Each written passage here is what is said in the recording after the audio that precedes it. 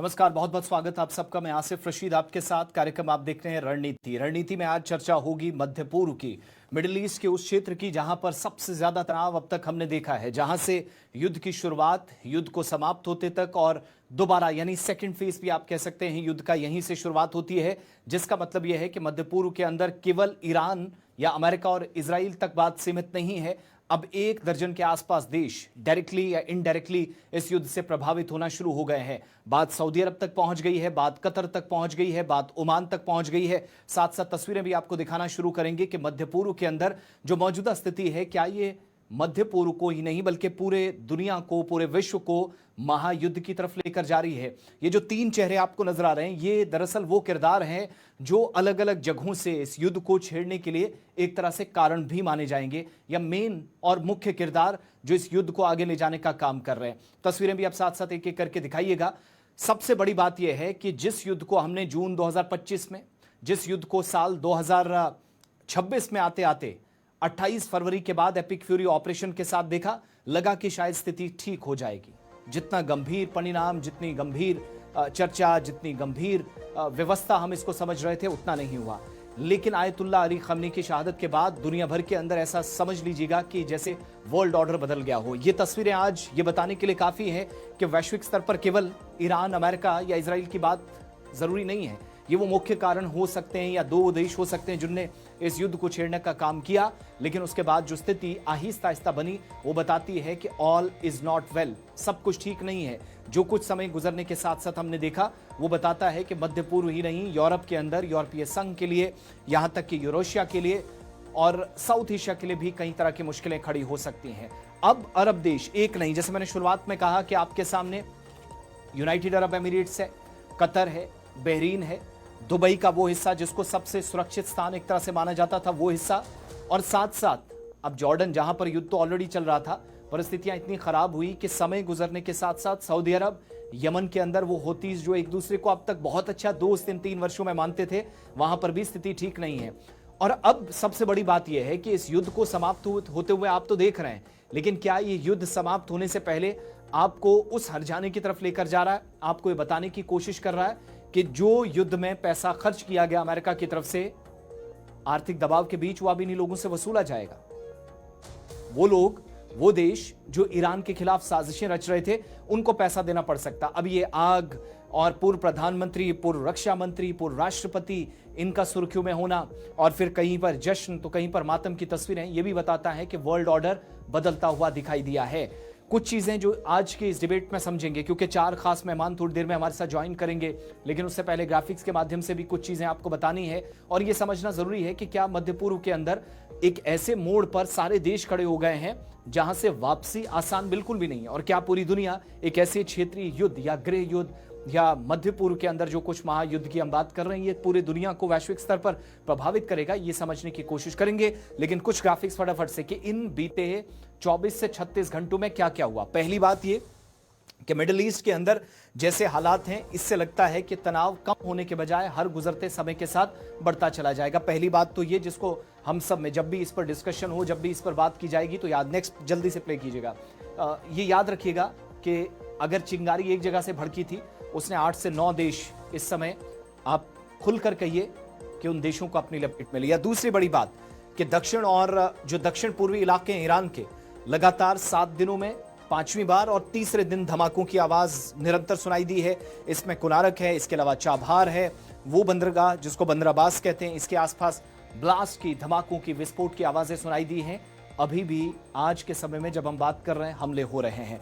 तीसरी बड़ी बात, केशम और लारक द्वीप जो है, ये वो आइलैंड है जो आप चारों तरफ से, जिसमें मेजर इंफ्रास्ट्रक्चर आर्मी का, एस्टैब्लिशमेंट का, आईआरजीसी का है, उसको निशाना बनाने की कोशिश अमेरिकन की तरफ से की गई है। ईरान की तरफ से अब तक इनकार किया गया कि सारे इलाकों में नहीं हुई, कुछ जगहों पर झूठ बोला जा रहा है, लेकिन सबसे बड़ा जो फ्लैश पॉइंट है वो बना हुआ है स्ट्रेट ऑफ हॉर्मुज। इसमें सैन्य ठिकानों पर सुरक्षा बढ़ाई गई है। वो स्ट्रेट ऑफ हॉर्मुज जो एक तरह से गले के अंदर फंसने वाली हड्डी अमेरिका के लिए, ईरान के लिए और इजराइल के लिए नहीं, बल्कि पूर्व आप कह सकते हैं अरब देशों के लिए, गल्फ कंट्रीज और अमेरिकन के लिए बन चुका है। साथ साथ यूनाइटेड अरब एमिरेट्स के जो तेल टैंकर हैं, उस पर मिसाइल से हमला हुआ है। भारतीय नेविक की मौत हुई है, यह भारत के लिए एक नुकसान है। हमले में 8 क्रूज सदस्य घायल हुए हैं, 6 भारतीय नागरिक इन घायल लोगों में शामिल हैं, जिसमें जो पहला हमला हुआ था जहाजों पर, वैसे निरंतर तीसरे दिन स्ट्रेट ऑफ हॉर्मुज में हमले हुए हैं, लेकिन जब तेल टैंकर पर हमला किया गया तो 8 में से 2 लोग यूक्रेन के हैं, बाकी सारे भारतीय हैं। एक की मौत हुई है। नेक्स्ट प्ले कर दीजिएगा। तो ये बुरी खबर है जिस पर भारत और अमेरिका की तरफ से अभी तक ओपिनियंस आ चुके हैं और निंदा भी की गई है। इसके अलावा जिम्मेदार ईरान को ठहराया जा रहा है यूनाइटेड अरब एमिरेट्स की तरफ से, क्योंकि ओमान के जो अंतर्राष्ट्रीय पानी है उसमें ये हमले हुए हैं। दोनों टैंकरों में आग लगने के बाद काबू तो पाया गया है, जांच जारी है, लेकिन जो मौत हुई है, पहले अमेरिका ने यही कुछ किया था, अब ईरान ने, तो दोनों तरफ से भारत को भी इस युद्ध में डायरेक्टली अगर आप ना कहें लेकिन इनडायरेक्टली नुकसान हुआ है। तेल आपूर्ति बाधित होना एक बात, लेकिन जानी नुकसान होना ये दूसरा सबसे बड़ा चिंता का विषय है। ईरान का दावा क्या है कि कुवैत में जो अमेरिकी ठिकाने हैं उन पर ड्रोन हमला हुआ है, जवाबी कार्रवाइयां की गई हैं, ईंधन डिपो को निशाना बनाया गया है। इसके अलावा पेट्रियाट जो सिस्टम है उसको टारगेट किया गया, जो सबसे बड़ा और प्रमुख एक तरह से वो साधन है जिससे ईरान की सरजमीन पर अभी तक हमले हो रहे थे, इस्तेमाल कराने वाला अमेरिका, लेकिन ये जो इस्तेमाल किया जा रहा था ये कुवैत से किया जा रहा था। कुवैत के अंदर भी अलर्ट है क्योंकि जवाबी कार्रवाइयां की गई हैं।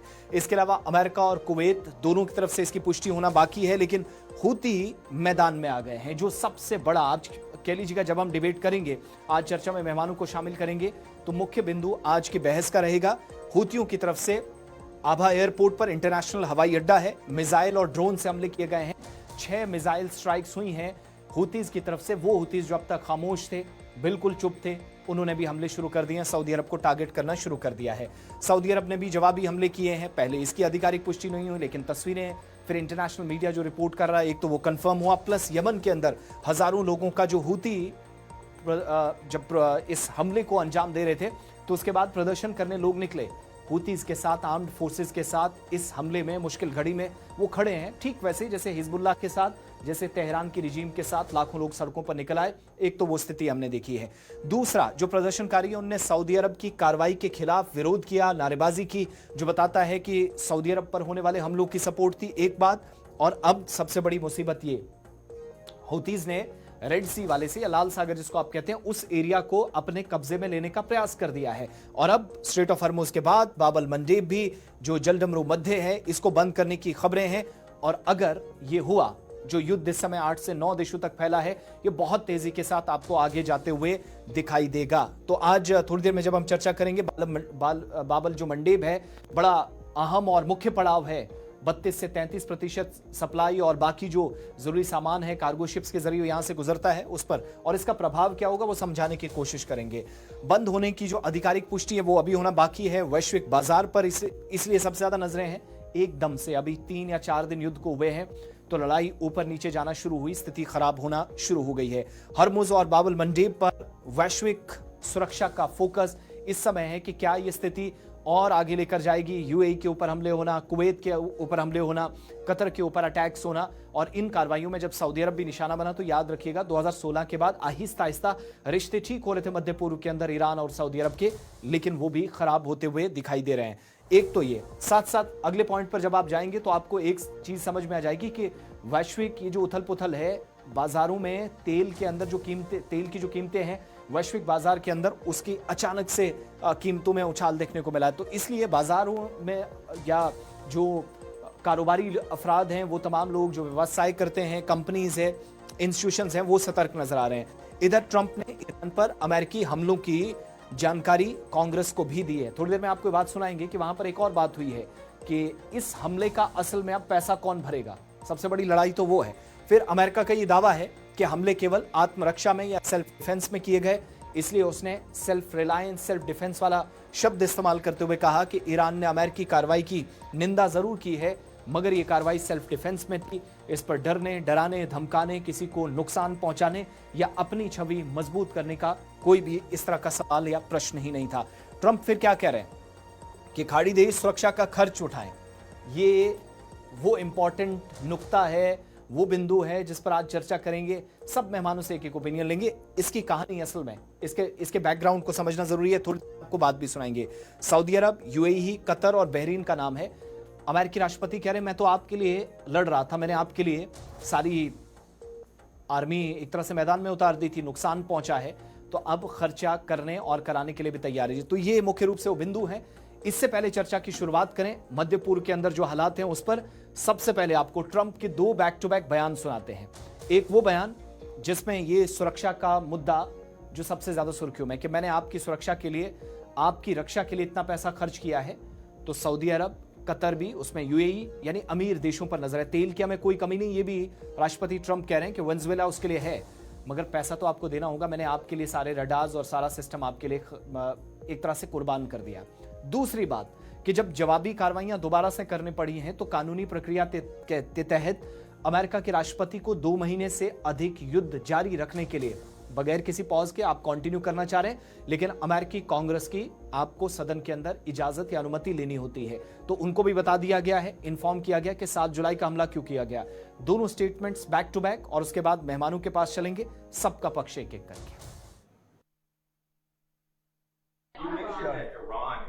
Agreed to a deal and then walked away from it. Have you reached the conclusion that a negotiated settlement won't be able to happen? No, I never reached that conclusion, but we're hitting them very heavy tonight, as you know. We're hitting them. We have tremendous amounts of ammunition. We have numbers that we haven't had in years, and we're hitting them very hard, and it'll continue, and we'll see what happens. But we're knocking out all of their offensive capability, and we're controlling the straits. We're putting the blockade back.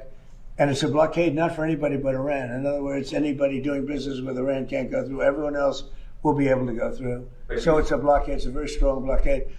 The blockade was probably more effective even than hitting them. But I think the combination is the thing that we're not going to put it up. Yeah, I want to be reimbursed because we're protecting a very rich portion of the world. We're spending money. And so what we've done is we are going to be reimbursed for protection. We're protecting by the countries that we're helping. For instance, you look at the 5 countries. You have Saudi Arabia, you have UAE, you have Qatar, or Qatar as I always say, you have Qatar, Bahrain, and by the way, you have others. You have Kuwait, and you have others, and they will do very well. But we think it's appropriate that we don't need them. You know, we have more oil than any other country in the world. When you add Venezuela, which has been amazing, which has tremendous amounts of oil that we control, we're not going to put it.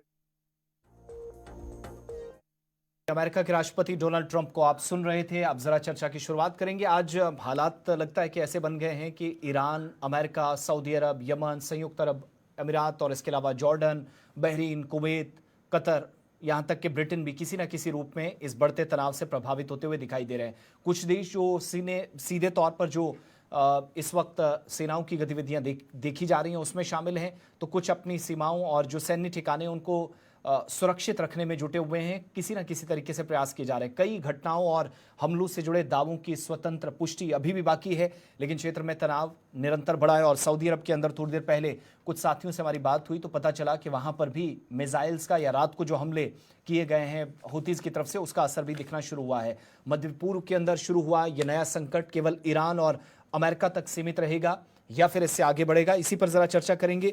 4 खास मेहमान मेरे साथ इस कार्यक्रम में join कर रहे हैं। चर्चा में शामिल आज हमारे साथ हैं आज रिटायर्ड कमांडर भूषण दीवान जी हमारे साथ हैं, रक्षा मामलों के जानकार हैं। इस कार्यक्रम में ज्वाइन करने के लिए सर बहुत बहुत स्वागत, थैंक यू सो मच। हमारे साथ इकबाल ममदानी जी हैं, विदेश मामलों के जानकार हैं, आपका भी बहुत बहुत स्वागत, thank you so much join करने के लिए। राकेश सिंह परमार जी हमें ज्वाइन कर रहे हैं, वरिष्ठ पत्रकार हैं, मध्य पूर्व की सारी स्थिति पर निरंतर इनकी नजर रही है, बहुत बहुत स्वागत आपका भी, बहुत बहुत शुक्रिया। और सैयद अब्बास रिजवी साहब हैं, इस्लामिक स्कॉलर हैं, ईरान और ईरान से जुड़े मामलों पर निरंतर चर्चा करते रहें, आपका भी बहुत बहुत शुक्रिया, बहुत बहुत धन्यवाद ज्वाइन करने के लिए। शुरुआत कमांडर भूषण दीवान जी जरा आप ही से मैं करूंगा। इससे पहले मैं मौजूदा स्थिति है उस पर आऊं, ये जो खर्च वाली कहानी है जो राष्ट्रपति ट्रंप ने भी कही, क्या यही वो आशंका थी जो ईरान बार बार एक तरह से चेतावनी दे रहा था अपने साथियों को, इन तमाम देशों को, कि आप लड़ लें, आप मुझ पर हमले कर लें, अपनी ज़मीन का इस्तेमाल कर लें, अमेरिकन फोर्सेस को जगह दें, लेकिन इसका हर्जाना, इसका पैसा, इसकी वसूली अमेरिकन आपसे करेंगे, जो आज खुलकर राष्ट्रपति ट्रंप ने कहा। इसी पर पहली टिप्पणी हो जाए जरा शुरुआत में। बिल्कुल ठीक बात है। अमेरिका ने ज्यादती की है। अमेरिका ने यहाँ आके हजारों मील दूर आके बम्बार्डमेंट शुरू किया है 28 फरवरी को।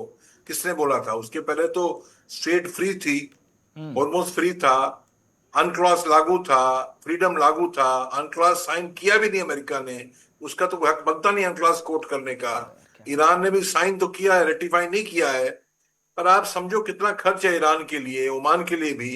वहां सेफ्टी मेंटेन करना, वहां डेप्थ मेंटेन करना, एक्सीडेंट हो जाए तो सामने आना, अगर कोई शिप अगर वहां पे ऑयल स्पिल हो जाता है, कोई टैंकर ग्राउंड अग्राउंड हो जाता है, टूट जाता है, तो ऑयल स्पिल को क्लीन करना। और उसके बाद ये बहुत खर्चे हैं उसके बाद। हर हर ये नेचुरल स्टेट तो है, नेचुरल जी। स्टेट ये नहीं कि अनमेंटेन्ड है ये, इस पे काम हो रहा है। ईरान कर रहा है, ओमान कर रहा है। At the most Iran Oman कर सकता है। कई लोग कहते हैं नहीं, जो प्राइवेट एस्कॉर्ट देगा, सर्विसेज देगा, वो बेचेगा अपनी सर्विसेज। अच्छी बात है। 28 फरवरी को आप आके लाखों हजारों, 10,000 15,000 मील आके अटैक कर दें, फिर कहें जी हम सिक्योरिटी देंगे आपको, हमसे सिक्योरिटी लो, सेफ पैसेज की पैसे दो। हम अनक्रॉस की बात तो नहीं कर रहे, हम तो कह रहे हैं आपको सेफ्टी की सर्विसेज दिलवा रहे हैं। ये बहुत दादागिरी है, ये खत्म होनी चाहिए। अगर अमेरिका पैसा लेता है, मांग करता है, तो उसको चुप कराया जाए। पहला काम तो ईरान ले और ओमान ले। और ये ओमान ने पहले भी कहा था हमें नहीं लेना है, तो शेयर करे। तो उसको मेंटेन करने के लिए स्वेज कनाल तो ठीक है, मैन मेड जमीन थी। हमारे यहाँ भी रोड्स बनती हैं, बोल्ट होता है, build operate transfer boat, BOT boat होता है।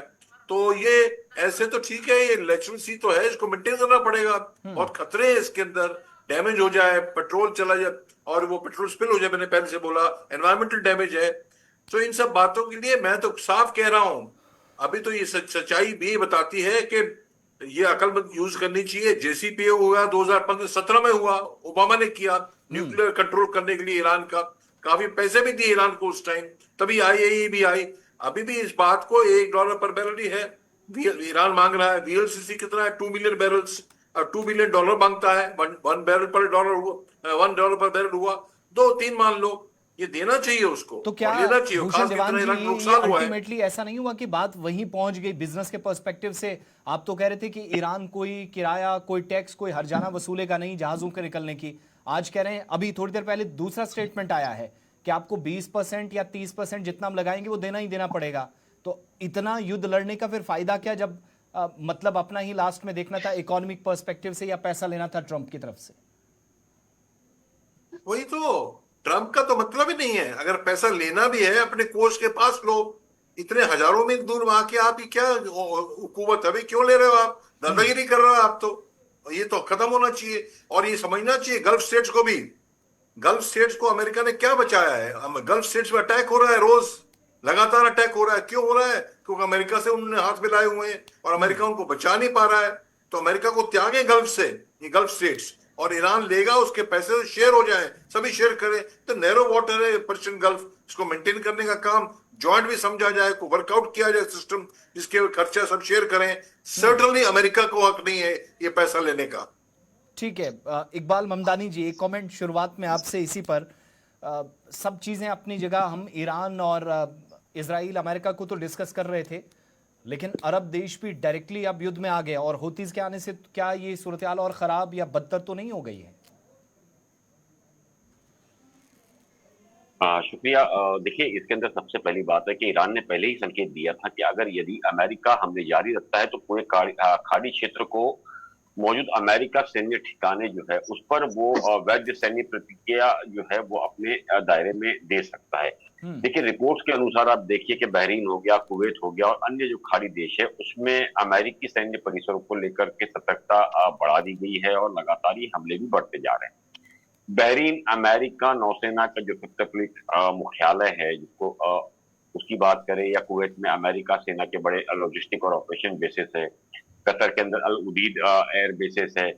तो ये जितने अमेरिकन एयर बेसिस है, यूएई में अमेरिका वायुसेना और नौसेना सुविधाएं, इन ठिकानों पर बड़े हमले धीरे धीरे करके होते हैं। तो संघर्ष मुझे लगता है और व्यापक होता जाएगा। आपने जो हुतीज की बात की, तो यमन का जो हुती संगठन है ईरान का करीबी सहयोगी माना जाता है। यदि संघर्ष बढ़ता है तो ये मानिए कि हुती रेड सी को व्यापारिक जहाजों को निशाना बना सकते हैं, सऊदी और यूएई पर ड्रोन या मिसाइल हमले बढ़ा सकते हैं, जो वर्ल्ड ट्रेडिंग शिपिंग जो है उस पर वो बाधित कर सकते हैं। तो इसका जो असर है पूरी दुनिया पर साफ तौर पर होगा।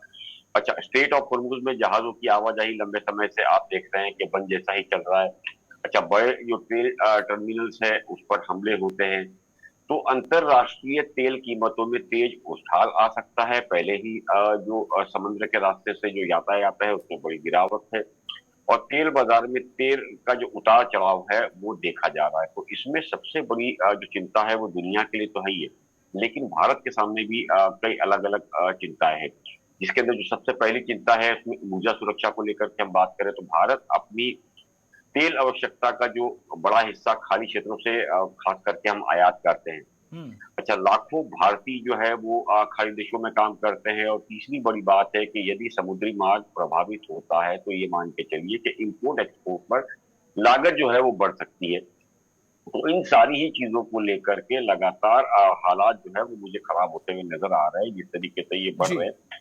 और सबसे बड़ी बात मैं आपको समझा दूं इस पूरे खेल के अंदर कि दुनिया जो है अब इस जंग को लंबा खींचना चाहती है, जिसके अंदर खास करके चाइना, रशिया जैसे मुल्क है वो चाहता है, ईरान खुद चाहता है कि जंग लंबी खींचे, क्योंकि जंग में जो टाइमिंग है वो बहुत इंपॉर्टेंट होती है कि कौन कितने दिन जंग लड़ा वो नहीं, कौन कितना जंग लंबी खींच सकता है वो एक बहुत मायना रखता है। तो मुझे लगता है कि इन चीजों को देखते हुए ईरान पहले ही कह चुका है कि वो जंग को लंबी करना चाहता है। तो अगर जितनी जंग लंबी होती है उतनी अमेरिका के लिए मुसीबत बढ़ती है, डोनाल्ड ट्रंप के लिए मुसीबत बढ़ती है, और साथ ही साथ इजराइल के लिए मुसीबत बढ़ती है, क्योंकि आने वाले दिनों के अंदर वहां इलेक्शन है। सबसे पहले ईरान इजराइल में है, उसके बाद अमेरिका। तो जंग जितनी लंबी खींची जाती है तो आप इसको मान के चलिए कि वहां भी महंगाई का असर होगा, वहां भी और आवाजें आहिस्ता आहिस्ता डोनाल्ड पूरी ट्रंप के दुनिया खिलाफ के अंदर उठेगी, इसका असर इजराइल के अब अंदर तो भी और हालात तेजी के बिगड़ेंगे। साथ दिखना शुरू हुआ है। तो राकेश इसका सिंह असर धीरे धीरे दिखेगा। जी, राकेश सिंह परमार जी, ये जो हम देख रहे हैं इस वक्त टकराव, बीच में टकराव होता है, थोड़ा सा बीच में फिर, और थोड़ी देर पहले फिर से सेंटकॉम ने एक एक्स पर पोस्ट किया है कि उन्हें फिर से कहा गया कि आप हमले करें, ये सिस्टम पूरा और ट्रंप कह रहे हैं मुझे एक साइड का पूरा पहाड़ खत्म करना है, मुझे ईरान के अंदर दाखिले के लिए, अंदर जाने के लिए रास्ता बनाना है। सारी स्थिति अपनी जगह, लेकिन क्या ये जो केवल ये सीमित सैन्य टकराव समझा जाए, या ये एक तरह से हम ये कहें कि बहुदेशीय एक संघर्ष बनता जा रहा है जिसमें आहिस्ता आहिस्ता सही सारे देश घसीटे जाएंगे? आशिफ भाई, आपको और आप ये सारे सीनियर पैनलिस्टों को मेरा सादर प्रणाम। देखिए, मेरा अपना मानना है कि अमेरिका इंसानियत का दुश्मन है। जैसे हमारे यहाँ भारत में लोकतंत्र है, वो बेशक उसको तानाशाही से चलाइए, राजनीतिक उद्देश्य से चलाइए, पाकिस्तान में सैन्य शासन है, कहीं पर राजशाही है, अमेरिका में उद्योगपतियों का शासन है, चाहे अमेरिका का राष्ट्रपति डोनाल्ड ट्रंप हो या आप कोई और हो। वहां राष्ट्रपति होता नहीं है, जैसे हमारे यहाँ ना राष्ट्रपति नहीं होता, प्रधानमंत्री चलाता है देश को, उसी तरह से अमेरिका में राष्ट्रपति कुछ नहीं होता, उद्योगपति चलाते हैं, वो निर्णय लेते हैं कि क्या करना है क्या नहीं करना है। यह जो अभी ताजा मामला है, आधी दुनिया युद्ध के चपेट में, 4 साल 5 साल, मेरे ख्याल से 5 साल के करीब हो गया रूस यूक्रेन युद्ध का, उसका कोई परिणाम नहीं हो रहा है। भारत पाकिस्तान को भी घसीटने का प्रयास हुआ था, लेकिन दोनों ही देशों के दूरदर्शी सोच ने इसको रोल बैक किया है। आप एक चीज ध्यान दीजिए, 2021 से एथेनॉल युक्त पेट्रोल हमारे देश में प्रचलन में है, लेकिन अचानक महीना दिन से एथेनॉल का विरोध होने लगा है इन्फ्लुएंसरों के द्वारा। मतलब अमेरिकी एजेंसियां, जो बाहर की एजेंसियां हमारे देश में काम करती हैं, उन्होंने देखा कि भारत सरकार ऊर्जा के वैकल्पिक व्यवस्था पर बड़ी तेजी से आगे बढ़ रहा है। अभी आपको आश्चर्य नहीं होगा जब 2-4 दिन में सोलर प्लांट पर हमला होगा, क्योंकि उधर कुछ देशों पे, अपने झारखंड वगैरह में सोलर प्लांट पर आक्रमण हो गया है पर्यावरण के नाम पर। तो यह सब चीज वहां के उद्योगपति करते हैं। यह युद्ध परमाणु के लिए नहीं हो रहा है, यह तेल का खेल है, क्योंकि अमेरिका अपनी तेल के वर्चस्व को बनाए रखने के लिए जहां जहां तेल है वहां वहां खेल करेगा। पहले इराक में एक झूठा प्रोपेगेंडा फैलाया कि यहाँ पर परमाणु बम है, कहीं परमाणु बम नहीं मिला, इराक का सत्यानाश कर दिया। अब ईरान के पीछे पड़ा हुआ है, जैसे ही ईरान के तेल भंडार पर उसका कब्जा हो जाएगा, वो यहां भी परमाणु वगैरह का चीज का कहीं कुछ नहीं मिलेगा। इसके लिए आप और हम कुछ नहीं कर सकते, क्योंकि अमेरिका एक महाशक्ति है और हमारे यहाँ राजनीति में वैमनस्य है। एक होकर के हम राजनीतिक मुद्दे पर दुनिया से लड़ नहीं सकते, आपसी टकराव इतना है। तो जो दुनिया चाहती है हम उससे अपने आप को अलग करें और अपनी व्यवस्था पर ध्यान दें, वैकल्पिक ऊर्जा स्रोत व्यवस्था करें, सोलर का काम करें, और भी कई चीज है, एथेनॉल के युक्त का काम करें, उनको मरने दें, क्योंकि वो यही चाहते हैं। वेनेजुएला का तेल जब तक पूरा बिक नहीं जाएगा, अमेरिका हॉर्मोन्स को डिस्टर्ब किए रहेगा। रूस चीन अपने तेल भंडार को खपाने के लिए चाहेंगे कि ये मामला आगे बढ़ता रहे। अब अमेरिका में होगा तो वहां उद्योगपति चुनाव लड़वाते हैं, जो भी आएगा वही उनका काम करेगा। इसलिए डोनाल्ड ट्रंप रहे या जाए उससे कोई फर्क नहीं पड़ने वाला। ठीक है, फर्क पड़ेगा दुनिया के बाकी ममालिक को जो इस चीज को समझ नहीं रहे, या समझ रहे तो संभल नहीं। और ऑब्वियसली वो हमने फर्स्ट पार्ट में भी देखा, जब संघर्ष विराम हुआ उससे पहले जो कुछ देखा हमने, भारत के मार्केट्स तक भी उसका एक प्रभाव दिखा। वो अलग बात है कि उसके लिए भारत के अंदर तैयारी कुछ हद तक थी, लेकिन बहुत सारे देश नीचे जाते हुए हमने देखे। कमांडर भूषण देवान जी, मैं आपके पास आऊँगा, लेकिन चूंकि हमारे साथ अब्बास जी भी ज्वाइन किए हुए हैं, सैयद अब्बास रिजवी साहब। अब्बास साहब, आप ईरान के अंदर भी रहे हैं, बहुत पढ़ा बहुत लिखा ईरान के बारे में। पहले तो हमारे देखने वालों को सिंपली बताइएगा, बहुत सारे लोग ग्लोरीफाई करते हैं इस चीज़ को कि लड़ाई जायज़ है, ज़रूरी है। इस लड़ाई का जो मकसद है और जिस हिसाब से लड़ी जा रही है, पहले तो इस्लाम, जिस मजहब को मानने वाले ज़्यादा लोग इस पूरे रीजन के अंदर हैं, वो आपस में ही लड़ना शुरू हो गए हैं, और फिर अमेरिका और इजराइल के साथ लड़ना। क्या इस बात की इजाज़त दीन भी देता है, या सिर्फ और सिर्फ ये कहकर छोड़ दिया जाए, नज़रअंदाज कर दिया जाए कि ये तेल की लड़ाई है, चलेगी, कुछ दिन बाद में छोड़ दिया जाएगा? अब्बास साहब। बिस्मिल्लाहिर्रहमानिर्रहीम व बिही नस्तईन। आवाज आ रही है ना? जी जी, कंटिन्यू करें। बेसिकली अगर हम ईरान के हवाले से देखें तो थोड़ा सा हमें पीछे जाना पड़ेगा। 1979 से पहले गल्फ कंट्रीज में अमेरिका का अगर जो सबसे ज्यादा दबदबा रहा है वो ईरान में रहा है। ईरान में 1979 से पहले की जो वहाँ रजा शाह पहलवी का जो दौर रहा है, वहाँ जो वहाँ की मादनियात, वहाँ का तेल, वहाँ का गैस, वो वहाँ के जो हुक्मरान रहे हैं उनके हाथ में कुछ नहीं था, बल्कि अमेरिका खुद जितना चाह रहा था तो वो अमेरिका मुंतकिल करता रहा है। और दूसरी बात यह है कि अब जिस तरीके से आपने मुझे सवाल किया है कि इस्लाम में इस तरीके से जायज है या नहीं है, यहाँ दूसरी बात है। यहाँ मैं आपको ऐसे बताना चाह रहा हूँ कि अब इस वक्त ये हालत हुई है कि आप खुद देख लें कि अगर जून में जहाँ जंगबंदी का ऐलान हुआ था, लेकिन उसको तोड़ने वाला कौन है? ट्रंप है। इसलिए कि ट्रंप को सिर्फ जिस जैसे वेनेजुएला में जिसको जैसे उसको वहां के जो मादनियात है, वहां का तेल है, उससे गर्ज है, इसी तरीके से ट्रंप को चाहिए कि जितने भी गल्फ कंट्रीज है, स्पेशली सऊदीया है या उर्दन हो गया है, कुवैत हो गया है, यूएई हो गया है, जितने भी कंट्रीज हैं उनसे उनको पैसे चाहे। और जिस तरीके से वो इस वक्त ईरान के ऊपर दबाव डाल रहा है या फिर उसने इस महादे को तोड़ा है, इससे अमेरिका को कुछ भी नहीं मिलने वाला है। और ईरान इस वक्त अपनी सरहदों और खत्ते में अमेरिकी साम्राज्य मुदाखलत का मुकाबला कर रहा है, जो हजारों किलोमीटर से चौधरी बनकर आया हुआ है।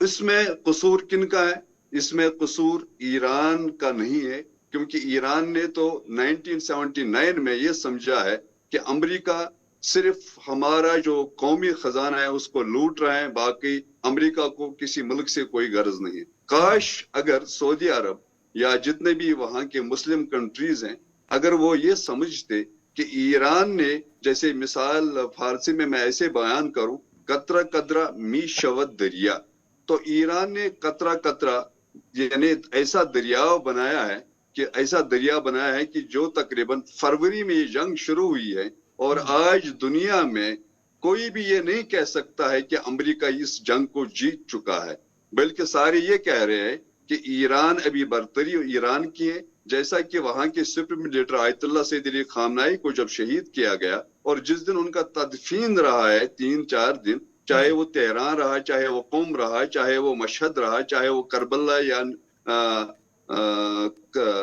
करबला रहा है, तो मुझे ये बताएं कि पूरी दुनिया ने देखा है कि उस जनाजे में तकरीबन करोड़ों लोग थे, और वहीं से ये पता चलता है कि ईरानी कौम तकरीबन 100 साल तक लड़ सकती हैं। और लड़ के मतलब मेरे ख्याल में कि अगर इस वक्त जो वहां के गल्फ कंट्रीज हैं, चाहे वो सऊदीया हो, चाहे वो उर्दन हो, कतर हो, वो भी उसी तरीके से वो उसी रास्ते को अपनाएं जिस तरीके से ईरान ने इस रास्ते को अपनाया है। मेरे ख्याल में ये अमेरिका ये बाजी हार चुका है। बाकी अमेरिका को सऊदी अरब से कोई लेना देना नहीं, कोई गर्ज नहीं है। दूसरे कंट्रीज के मुहाफिजत के या चौधरी वहां बनने के लिए उसका कोई उसमें फायदा नहीं है। ठीक है। फायदा अमेरिका को है, वो उनसे वो माल लूटना चाह रहे हैं, वहां का तेल, वहां का सुई गैस लूटना चाह रहे हैं, बाकी उससे कोई गर्ज नहीं ठीक है। है। अमेरिका ने गैर कानूनी तौर पे ईरान की नाकाबंदी करके ईरानी अवाम का कत्लेआम शुरू किया है,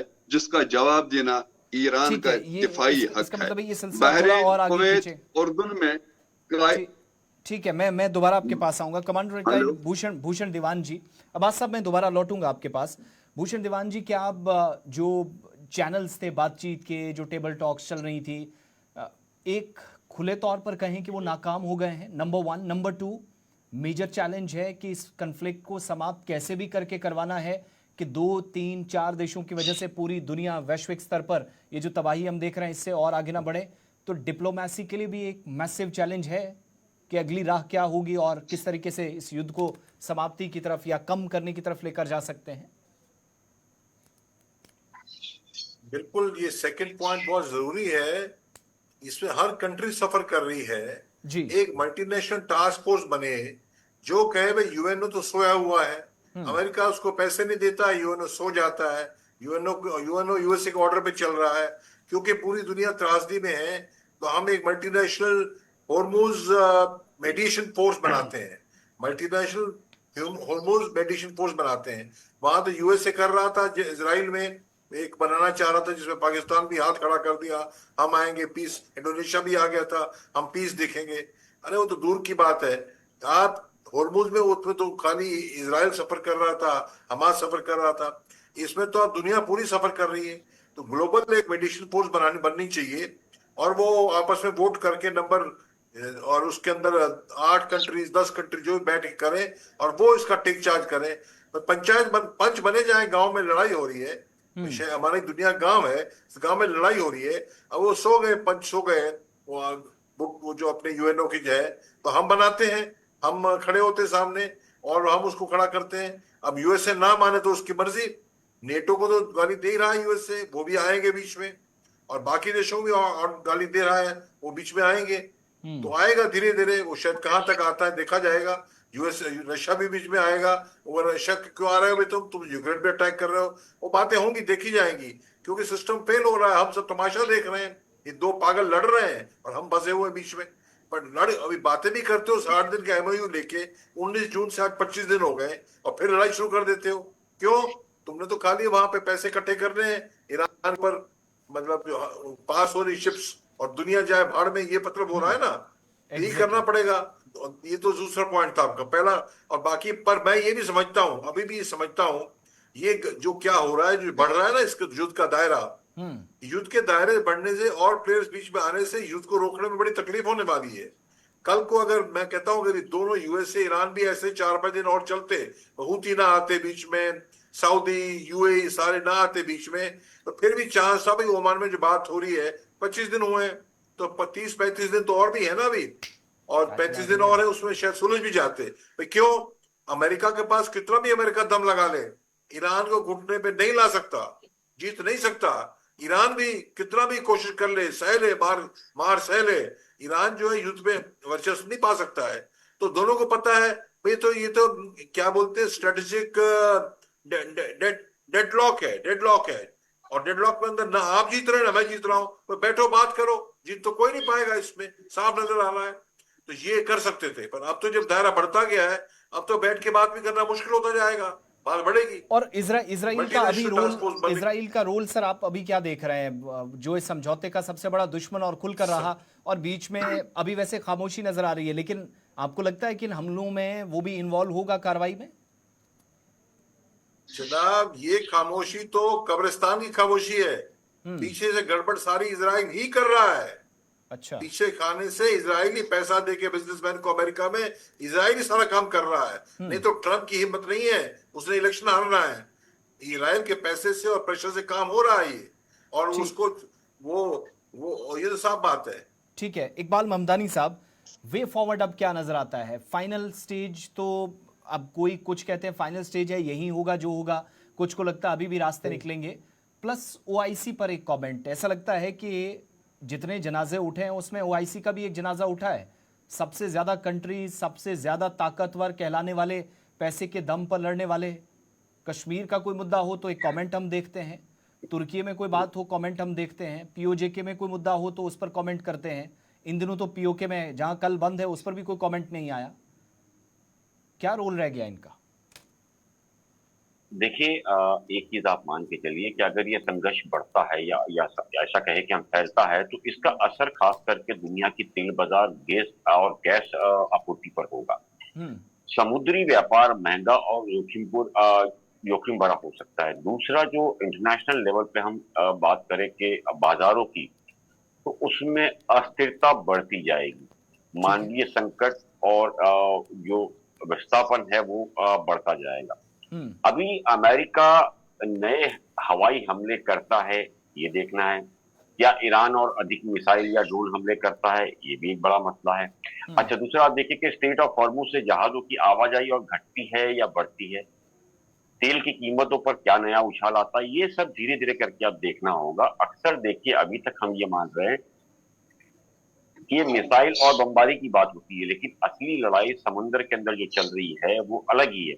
जहाज पर मिसाइल गिरती है, सबसे पहले आप देखिए कि बीमा कंपनियां जो है अलग अलग, जैसे लॉयड मार्केट हो गई, बार रिस्क इंश्योरेंस हो गया, ऐसे जो आप पूरे समुद्र क्षेत्रों में जो फैली हुई है, वो लिटरली हाई रिस्क जोन जो है वो घोषित कर देती है उसको।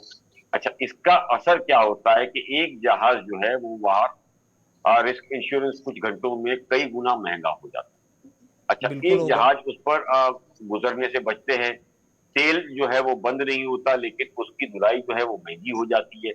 यही अतिरिक्त लागत जो है पेट्रोल और डीजल की जो कीमत है उस पर साफ तौर पर हमको दिखाई देती है। यानी कि कई बार हम मिसाइल से कम बीमा प्रीमियम से ज्यादा नुकसान हमको मिल रहा है। दूसरा, आप देखिए कि ईरान जो है हर बार युद्ध नहीं लड़ता, उसकी रणनीति अक्सर ये होती है कि सीधे बड़े युद्ध से वो बचने की कोशिश करता है, लेकिन विरोधियों को लगातार अधिक और सैन्य दबाव में रखने की वो कोशिश करता है। ड्रोन हो गया, मिसाइल हो गया, प्रॉक्सी वॉर हो गए, और जो समंदर से जितने फायदे हैं उसको लेकर के अब उसने एक रणनीति बनाई है। और खास करके आप देखिए कि अमेरिका की जो सबसे बड़ी चिंता है वो तेल नहीं है। लोग समझते हैं वो तेल की चिंता कर रहा है, लेकिन आज की तारीख में जो मुझे लगता है कि नौसैनिक रणनीति में एक और बड़ा मुद्दा जो है वो जहाजों का डिजिटल नेविगेशन है। चाहे वो जीपीएस की हम बात करें, एआईएस यानी कि ऑटोमेटिक आइडेंटिफिकेशन सिस्टम की बात करें, या समुद्री संचार नेटवर्क की बात करें, ये जो है प्रणाली हस्तक्षेप होता है जहां जहाज बिना हमले के ही खतरे में पड़ सकता है पूरी तरीके से। ये एक बहुत बड़ा खतरा आज की तारीख में सबके सामने हो गया है।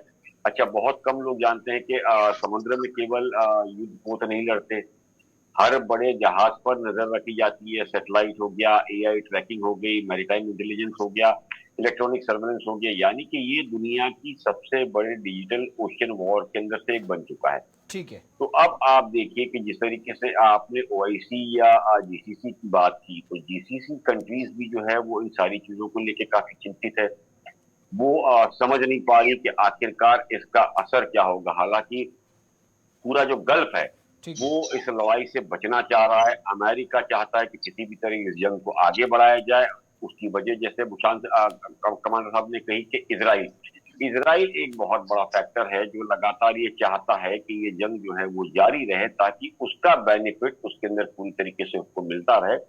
उन्हीं चीजों को लेकर के ये जंग बढ़ाई जा रही है। नहीं तो अमेरिका के अंदर डोनाल्ड ट्रंप हो या अमेरिकन एजेंसी, तो वो नहीं चाहती है कि किसी तरीके से एक जंग बढ़े। उनका तो विरोध जंग को जो बढ़ाने वाले थे लिंडसे ग्रैहम, और आज भी आवाजें उठी हैं सेनेट के अंदर कि इस युद्ध को रोका जाए। हालांकि कांग्रेस से वो इजाजत की बात कर रहे थे। राकेश सिंह परमार जी, मैं जरा भारत का दृष्टिकोण भी सामने रखूंगा।